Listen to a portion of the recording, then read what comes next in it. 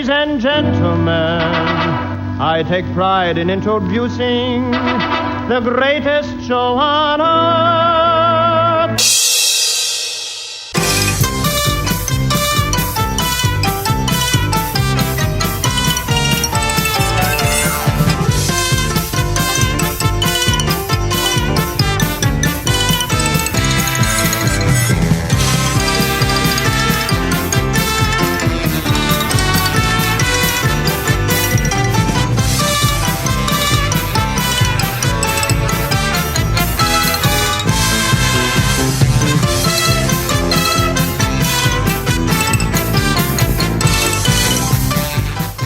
Welcome to the Uncle Floyd podcast. My name is Scott Gordon. Uncle Floyd Vivino and I join up for this podcast to discuss our time with the Uncle Floyd Show, music, theater, nightclubs, carnivals, circus, amusement parks, burlesque, and all things showbiz from our combined industry experience of over 120 years through the past 7 decades. We also answer questions that are emailed to ufpodcast@sge-inc.com. You will find that address and a link to support this podcast in the episode description. Join Uncle Floyd and me, Scott Gordon, now for this episode of the Uncle Floyd Podcast. All right, here we go with podcast number 16. How do you feel about that, Floyd? How do you keep track of these? 16, 15? I can't write it down. If I didn't write it down, I wouldn't remember it, that's for sure. And nobody's questioned you? How can they question it when I know what the numbers are? All right, we got some good questions from the people today. I have a good one too, I think. What do you got? I listen to a lot of talk radio. Yeah. And one of the big themes this past couple of weeks has been people working at age 16, like this is a big thing in America. We worked at age 16. I cut grass. I shoveled snow. I washed dishes in a diner when I was 13. Did you wash them, or did you just finish what was on the plate? All right, here we go. We've got questions from the people. Go ahead. Marie Francis says, I heard you have a huge record collection. What are your favorite records in it? Louis Prima on Decca. 78s from 1938. Anything else? Wingy Manone stuff. Oh, Wingy Manone was great.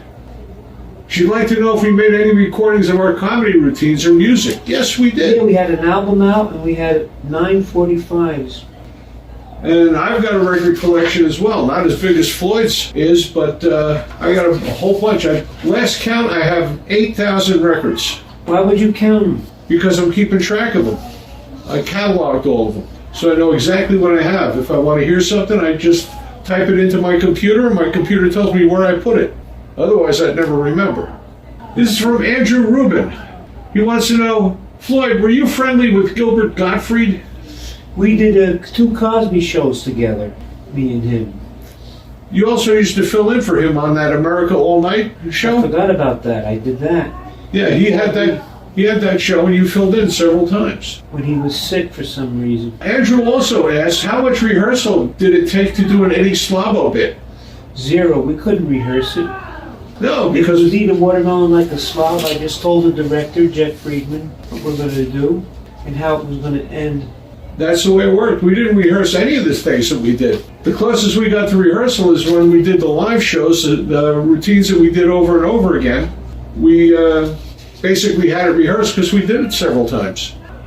Joe Montoro wants to know, has Uncle Floyd ever met with Paul Rubens, Pee Wee Herman? Yes, through Brian, I can't think of his last name, in Englewood. Early in the show, I think it was in 1979, 4 people from the New York Comedy Guild came in and gave Uncle Floyd a reward. And one of those people was Paul Rubens, before he developed Pee Wee Herman. And I didn't accept the award. It negates all the work I've done to put the spotlight on this. This is from Luke Laterza, and he says, what happened to all the NJN footage? It ended up in the garbage. Now, I think you should tell the story about that. What is the story? I forget the story. You were told that they were going to throw it all out. Yeah, and the woman in charge of the station at the time says, "We don't want any memories of you. We don't want any proof that you ever worked on this station." Unfortunately, they didn't know that I recorded everything on VHS tape, and that's a lot of the stuff that I show on Tuesday night on This Was the Uncle Floyd Show. It's from your archives. That's from my personal archives recorded off the air. The quality is decent. It's reasonable. It's reasonable. It could be better, but that would only be a studio tape. I don't have any of those. Luke also wants to know how you got the part in Good Morning Vietnam. Mitch Markowitz gave me the part. I went down for the audition. He said, "That's the guy." And Mitch Markowitz was from the Bronx. He knew about Uncle Floyd. Next question is from Luke Johnson from Emporia, Kansas. I discovered country singer-songwriter Eddie Rabbitt was raised in East Orange, New Jersey. I understand that's near where your show is filmed. I was wondering if your paths ever crossed. Yes, at the State Fair a couple times. Smokey Warren booked us both. And also personally, for me, as a denizen of the studios in New Jersey, I ran into him a couple times at recording sessions. So, what does that mean, you were a denizen of the... A denizen? That means I hung around recording studios. Yeah, you were good for that. You had a good personality. You made friends with everybody in every studio I ever worked at. I was trained by Les Paul. I knew what I was doing. And every once in a while, when I needed an extra guy to help out, I'd get a call from one of the studio people. I'd say, "Hey, Scott, you got a few free hours? Come on over." You should have said, "I got a few good years."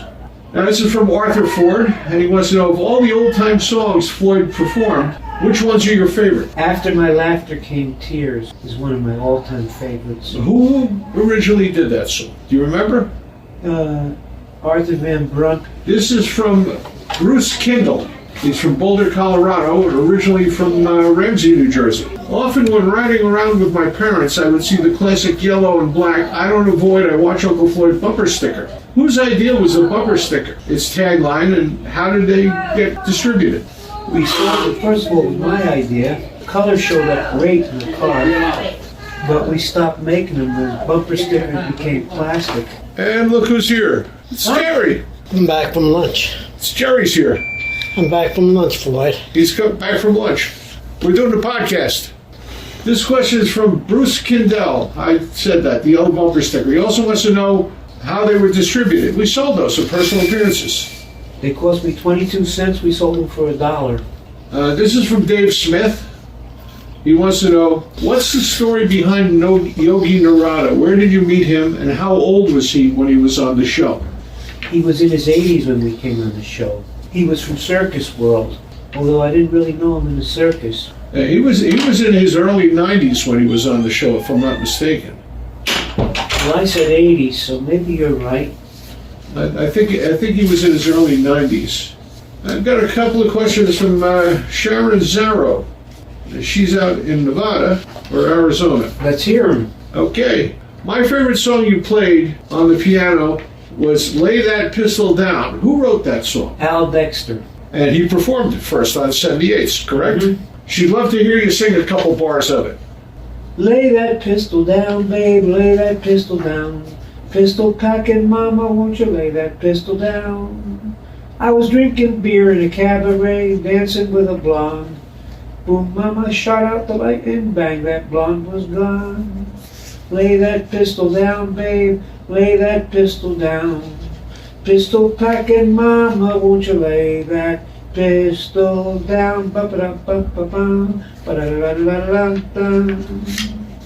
And that was from Sharon Zarrow. I knew Sharon Zarrow's father. Sharon Zarrow's father was a very famous magician named Herb Zarrow. Invented a magical technique called the Zarrow Shuffle. Very nice guy, I remember him well. She would also like to know, she's heard about a book of collected writings that you did. She wants to know if it's possible to get it. How could she possibly get that? It won't be ready till Christmas time. That's all planned out. Now our good friend Susie Tannenbaum. Yes, my favorite. She has a couple of questions for you as well. She says, tell us about a record album you bought which totally surprised you when you listened to it. The one where I found a $20 bill? No, but do you remember a record album that was surprising to you when you got it? They all were surprising, otherwise I wouldn't buy them. She also wants to know if you have any idea if Ernie Kovacs inspired you in any of your comedy? No, he didn't. I really didn't know who he was until later in life. I remember watching Ernie Kovacs. My father liked to watch Ernie Kovacs on TV. He died in a very bad car crash in a Volkswagen Beetle. It's one of the reasons why the Volkswagen Beetle went off the market in the United States for a while was because of Ernie Kovacs' car crash. I didn't know that.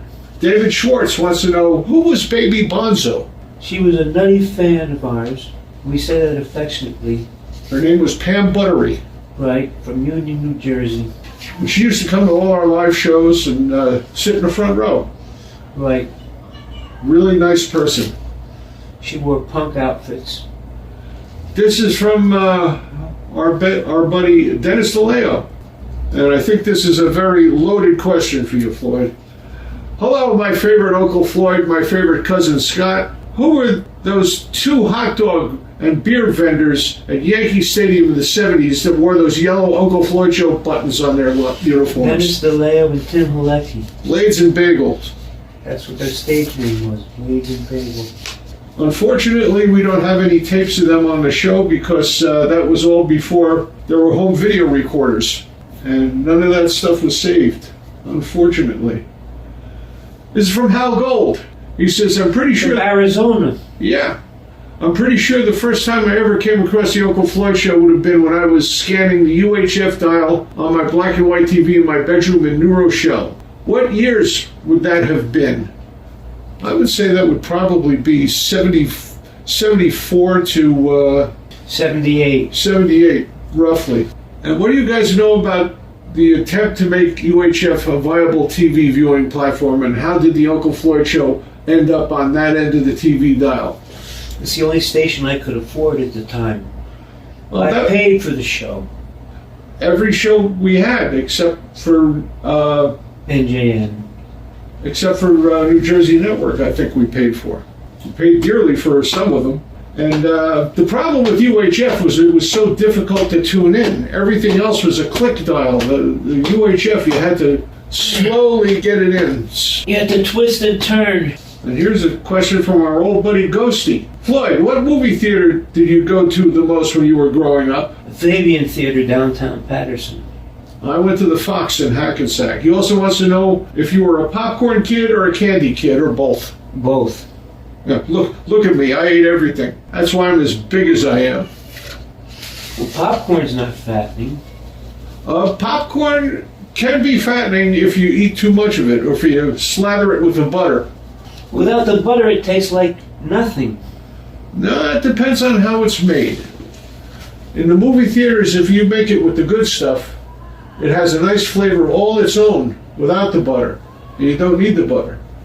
Besides that, I think it was like 1957 to 1959, sometime in there, they stopped actually using butter on the popcorn, and it was packaged oil made from corn or palm oil, and it was no longer butter. It was flavored chemical stuff that they gave you. That stuff in the pump. What do you remember most about the Fabian Theater? The ceiling. What was the ceiling like? The Art Deco, the beautiful artwork. Did it have a chandelier? Oh, yeah. I know that the Fox Theater, they tried to make it look a little bit like one of the Palace Theaters, with all the columns and the paintings and the little statuary on the sides and everything. Yeah, well, the Fabian was from the Fabian brothers. They were big merchants in town. Yeah, Hackensack, which is where I went, had two movie theaters. It was the Fox on one side and the Fabian and the Oritani on the other side. My family lived in Oradell at the time, and my grandfather, my father's father, drove one of the red and tan buses that went down Kinderkamack Road. So we knew what his schedule was, and I used to go and my sister and I would go down to the corner. We knew when he'd be coming past, and he'd pick us up on a Saturday, not charge us and drive us into Hackensack, drop us off right in front of the theater. And we'd go in and watch the movie and see the cartoons and the newsreel and everything, and then come out, and we knew when he'd be coming past going back. We'd cross the street to the Oritani, pick us up by the Oritani, and take us home and not charge us anything. So for $1, my sister and I would get to see the movie, get popcorn and a drink for an entire dollar. That's what it would cost us. I think it was 25 cents for each of us to get in. Okay. That's all the questions I got for this time. What do you want to talk about? So you want to talk about working when we were younger. You started that before at the beginning. Yep. Talking about I worked in a diner washing dishes when I was 13 years old because I wanted to buy a guitar. And my father said, "You want to buy that guitar? I'm not giving you the money. Go out and earn it." And I that's what I cut did. grass. You cut grass? My friends pumped gas.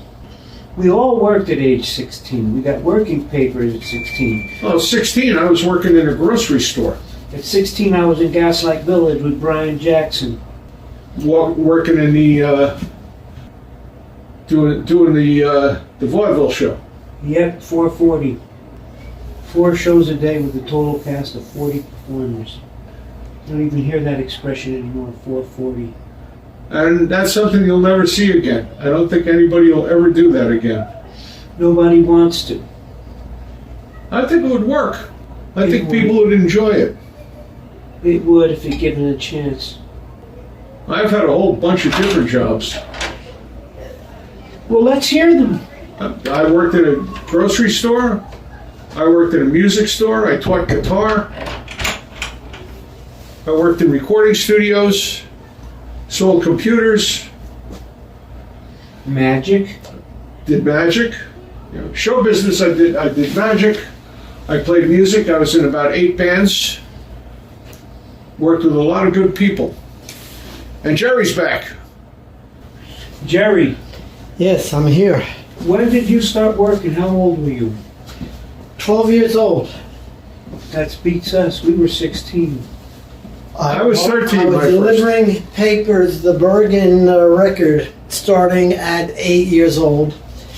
And then I got a job at the Bergen Pharmacy on Palisade Avenue in Englewood at 12. All right, I never even thought about that. When I was 10 years old, I was delivering magazines. At that time, they delivered Life, Look, Time, and Sports Illustrated. Had kids on bicycles driving it around. And look, Look magazine. My father was diagnosed with lung cancer when I was 11 and a half. And I got the job at Bergen Pharmacy, and with 85 cents an hour, but then he was giving a discount on all the expensive medication. wow. I worked in a drugstore too. I worked in Ramsey Pharmacy. This is when they actually had a pharmacist who knew what the heck was going on. And people would come into the pharmacist and talk to the pharmacist about their problems before they went to a doctor. They don't do that anymore. You go right to the doctor now. Bergen Pharmacy was just a single store. The new owner was Mr. Silverman, and I was helping him with expanding it. It was lasting for about, 1963, and it ended about 1982. They sold it out. Pharmacist I worked for, there were 2 guys who owned Ramsey Pharmacy. It was Joe Rosenblum and Saul Mandel. Learned a lot about working in a retail store from those 2 guys. All right, anything else you want to talk about on the podcast, Floyd? And I usually say it, but remember this, folks, the most important aspect of this show and any show is the audience. Yeah, without you guys, we wouldn't have to do this. We'd sit here, drink coffee, and just talk. But we're having a lot of fun talking about the old times and answering your questions. So if you want to send in a question, just send it in to ufpodcast@sge-inc.com. That's ufpodcast@sge-inc.com. And you can see clips from the old Uncle Floyd TV show of Stage It. Just go to stageit.com/SGE-INC. and you'll get right there. Or you can just go to theunclefloydshow.tv. We'll get you there as well. So say goodbye to the folks, Floyd. Let Jerry do it. Goodbye, everybody. Perfect. So long, we said. So long. This program was produced in the studios of Scott Gordon Enterprises, Incorporated in Paramus, New Jersey.